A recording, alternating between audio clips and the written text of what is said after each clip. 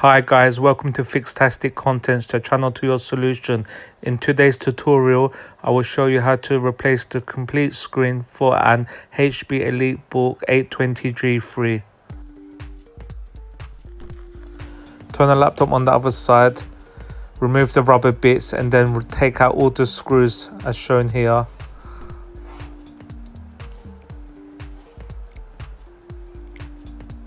Here is the SD cover. Pull out and then take the screw from there. Once you've done that, put your finger in the middle and just take out the lid. You need to remove these screws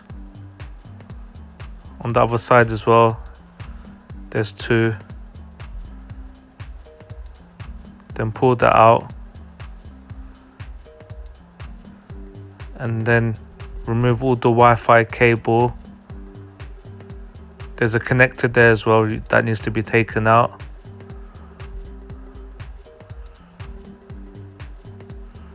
So this is how it's going to look like,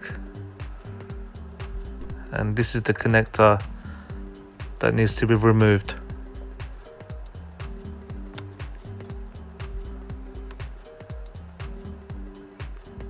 So I've taken it out now.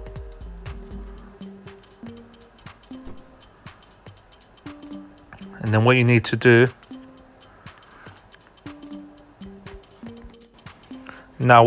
is put your finger in between and just lift the laptop up now.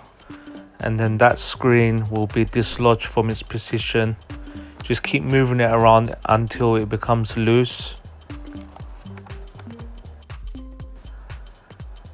So as you can see, I've taken out half already, and then I'll keep moving it until it all comes off, as you can see in this video.